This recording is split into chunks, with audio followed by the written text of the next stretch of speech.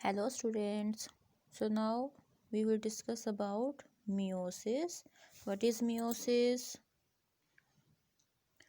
Meiosis is a cell division in which one cell produces four cells, or you can say four daughter cells. In this type of cell division, chromosome number becomes half. The cells in which meiosis occurs is known as meiocyte, okay, or meiocytes.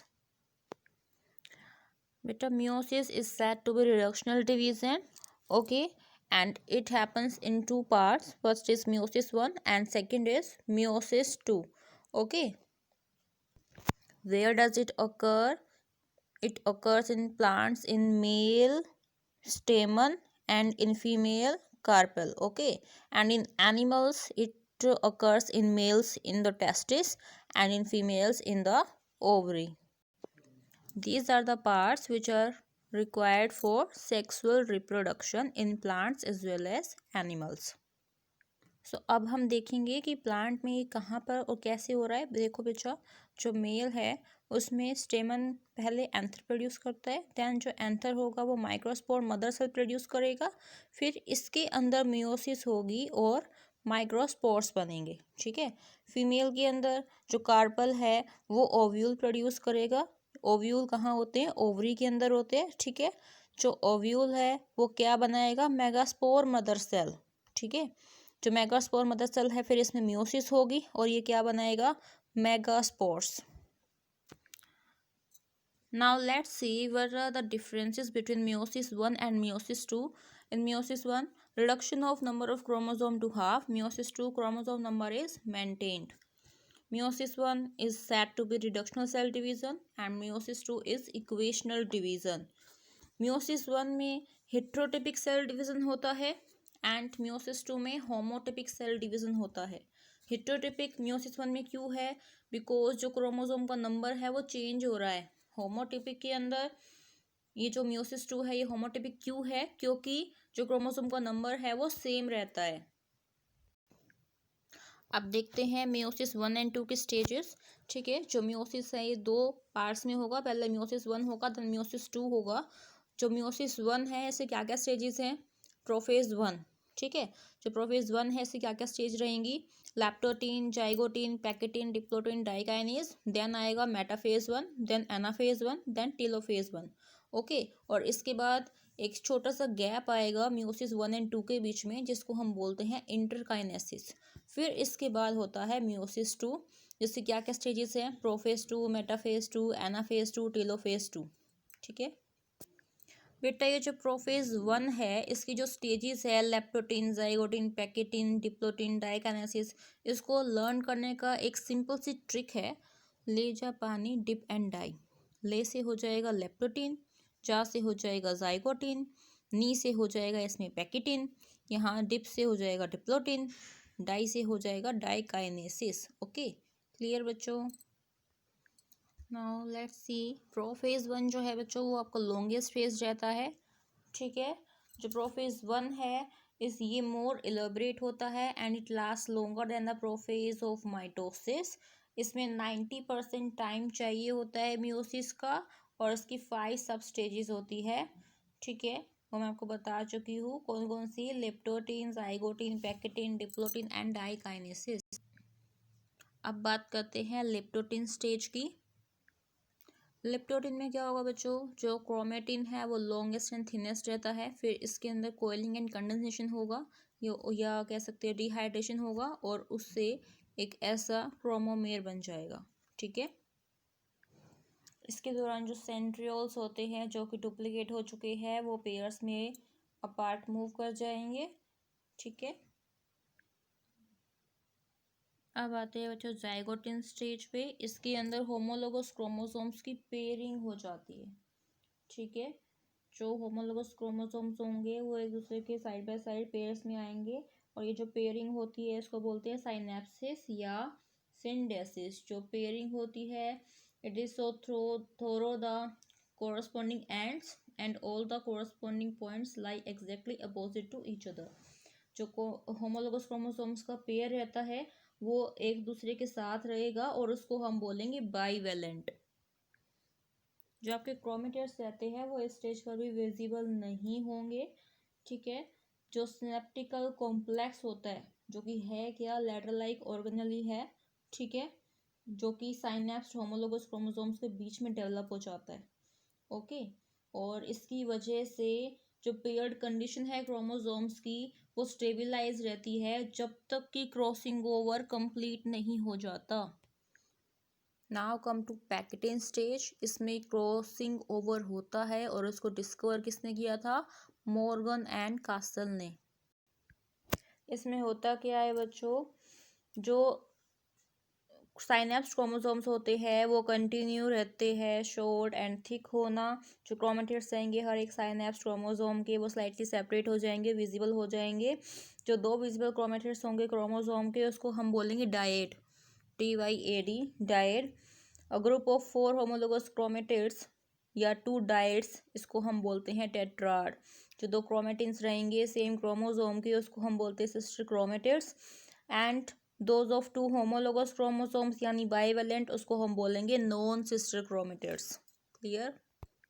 ये pachytene stage के दौरान जो crossing over हो रहा है बच्चों, इसमें क्या होगा, रिकम्बिनेशन हो रहा है, ठीक है। क्रॉसिंग ओवर का रिजल्ट क्या रहता है, रिकम्बिनेंट, ठीक है। जो रिकम्बिनेशन है इसके अंदर म्यूचुअल एक्सचेंज होता है कॉरस्पॉन्डिंग सेगमेंट्स का, किसके, of the non sister chromatids of homologous chromosomes, ठीक है। और ये होता कैसे है, it take place by the breakage and reunion of chromatid segments. जो ब्रेकेज है उसको बोलते हैं निकिंग, और इसको असिस्ट कौन करता है, एक एंजाइम जिसका नाम है एंडोन्यूक्लिएज। और रीयूनियन कौन करवाता है बच्चों, जो रीयूनियन करवाता है वो है लाइगेज एंजाइम, और इस प्रोसेस को बोलेंगे annealing. Nicking and annealing is clear to all of you. बच्चों ये पाया गया है कि जो क्रॉसिंग ओवर है ये कॉमन इवेंट है, और नॉर्मली हर एक टेट्राड के अंदर एटलीस्ट एक रिकम्बिनेशन तो होता ही है। बच्चों जो नेक्स्ट स्टेज है वो है डिप्लोटिन स्टेज। इसमें क्या होगा बच्चे, जो होमोलोगस क्रोमोसोम्स है वो सेपरेट होने शुरू हो जाते हैं और इसको बोलते हैं डिसजंक्शन। और इसकी वजह से जो क्रोमेटिड्स रहेंगे वो मोर डिस्टिंक्ट हो जाते हैं, जो टेट्राड्स है वो बहुत क्लियर हो जाते हैं। होमोलोगस क्रोमोसोम का जो सेपरेशन है जिन पॉइंट्स में नहीं होता है उसको हम बोलते हैं चेज़माटा, और इसका सिंगुलर है चाइज़मा। ये जो काइज़माटा है, ठीक है, ये वो साइट्स है जहाँ पे क्रॉसिंग ओवर हुआ है ड्यूरिंग पैकेटिन स्टेज, और इसी की वजह से जो होमोलोगस क्रोमोसोम्स होते हैं वो एक दूसरे के साथ रह पाते हैं। Next is diakinesis stage. बच्चों जो डाइकाइनेसिस स्टेज होती है इसके अंदर क्रोमोसोम्स फिर से कंडेंस होने शुरू हो जाते हैं जिससे कि वो अपनी कैरेक्टरिस्टिक साइज एंड फॉर्म में आ जाए।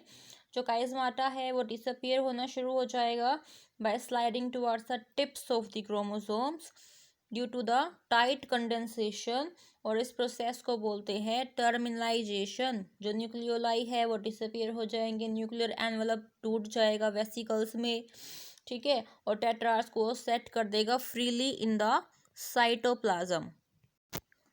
तो बच्चों सिंपल सी ट्रिक है जो मैंने आपको बताई थी कि प्रोफेस 1 को आप लर्न कैसे रखोगे, ले जा पानी डिप एंड डाई, ओके। जो ले है उससे लैप्टोटीन, लैप्टोटीन में क्या होता है, कोइलिंग ऑफ क्रोमेटिन। जो जाइगोटीन है उसमें पेयरिंग होती है जिसको साइनेप्सिस बोलते हैं। पानी से पैकेटिन, ठीक है, पैकेटिन में क्या होता है, क्रॉसिंग ओवर होता है। डिप से डिप्लोटिन, इसमें क्या होता है, डी साइनेप्सिस होता है। जो डाई है उससे डाइकाइनेसिस, डाइकाइनेसिस में क्या होता है, nuclear membrane and nucleolus disappear हो जाता है। तो ये कुछ पॉइंट्स हैं जो आपको लर्न रखने हैं। तो बच्चों हम देख लेते हैं कि जो मेटाफेज 1 है उसमें क्या क्या होता है। तो बच्चों जो मेटाफेज 1 है इसमें जो स्पिंडल रहेगा वो न्यूक्लियस जहाँ पर था उसी पोजीशन पर शिफ्ट हो जाएगा। जो टेट्राड्स हैं वो इक्वेटर पे चले जाएंगे स्पिंडल के, और वो दो पैरेलल मेटाफेज प्लेट्स में आ जाएंगे, ठीक है। इनमें से जो एक प्लेट होगी जो कि एन क्रोमोसोम से बनाई गई होगी, जो दूसरी होगी वो किससे, वो उनके होमोलोग्स से बनी होगी। जो अटैचमेंट रहेगा टेट्राड्स का टू द स्पिंडल फाइबर वो डिफरेंट रहता है माइटोटिक मेटाफेज क्रोमोसोम से। जो हर एक होमोलोगस क्रोमोसोम होता है उसके 2 काइनेटोकोर्स होते हैं ठीक है, वो उसमें जो दो क्रोमेटिड्स रहेंगे उसके लिए एक एक क्रोमेटिड के लिए उसमें दो काइनेटोकोर्स रहते हैं बच्चों। दोनों ही जो काइनेटोकोर्स हैं होमोलोगस क्रोमोसोम के, वो सेम स्पिंडल पोल से कनेक्ट करते हैं। जो दो काइनेटोकोर्स रहेंगे इसके होमोलोग के, वो अपोजिट स्पिंडल पोल में ज्वाइन कर जाते हैं। अब बात करते हैं एनाफेज 1 की। तो बच्चों इसमें क्या होता है, जो दो क्रोमेटिड्स रहेंगे क्रोमोसोम के, वो एक यूनिट के रूप में मूव करेंगे हर एक टेट्राड से, जिसको डायड बोलेंगे। और कहाँ जाएगा वो, to the one pole of a spindle. और जो बाकी जो दो क्रोमेटिड्स रहेंगे इसके होमोलॉग के, वो अपोजिट पोल पे माइग्रेट कर जाएंगे। तो जो होमोलोगस क्रोमोसोम्स रहेंगे हर एक पेयर के, चाहे वो क्रोमेटिड्स हों एक क्रोमोसोम के, वो सेपरेट हो जाएंगे। और इसके रिजल्ट में जो हाफ ऑफ द क्रोमोसोम्स होंगे जो कि अर्ली प्रोफेज में अपीयर हुए थे, वो हर एक पोल पे चले जाएंगे। ठीक है, सो ये एनाफेज 1 ही है जिसके अंदर रियल रिडक्शन होता है in the number of chromosomes. हर एक क्रोमोसोम पोल्स के ऊपर अभी भी डबल है और उसमें दो क्रोमेटिड्स हैं। जबकि जो माइटोटिक एनाफेज था बच्चों, उसके अंदर क्या था, सिंगल स्ट्रैंडेड क्रोमोसोम थे। ऑलराइट, तो बच्चों अब देखते हैं कि जो टेलोफेज 1 है इसमें क्या क्या होता है। जो क्रोमोसोम्स रहेंगे हर एक पोल पे ऑफ द स्पिंडल, वो अब अनकोइल हो जाएंगे, इलोंगेट हो जाएंगे, लेकिन स्ट्रेट रहेंगे और इंटरफेस फॉर्म को एज्यूम नहीं करेंगे। जो सैटेलाइट क्रोमोसोम होते हैं वो न्यूक्लियोलस डेवलप कर लेंगे, न्यूक्लियोप्लाज्म अपीयर हो जाएगा, जो न्यूक्लियर एनवेलप है वो बन जाएगा around the chromosomes and nucleoli. जो स्पिंडल एंड नेस्टल रेज हैं वो ग्रेजुअली डिसअपीयर हो जाएंगे। यहाँ पे बच्चों टेलोफेज 1 के बाद अगर साइटोकाइनेसिस होता है तो क्या होगा, जो एनिमल सेल है उसके अंदर फरो फॉर्मेशन से होगा, प्लांट सेल है तो सेल प्लेट फॉर्मेशन से होगा। ठीक है, तो साइटोकाइनेसिस अगर हो जाएगा तो फिर उससे क्या होगा, 4 सेल बन जाएंगे ना, जिसके अंदर डबल क्रोमोसोम्स होंगे। ठीक है, या फिर अगर कोई साइटोकाइनेसिस नहीं होता है तो फिर उसको हम क्या कहेंगे, इंटरकाइनेसिस बोलेंगे। ठीक है, और फिर इसके बाद मियोसिस 2 स्टार्ट हो जाता है।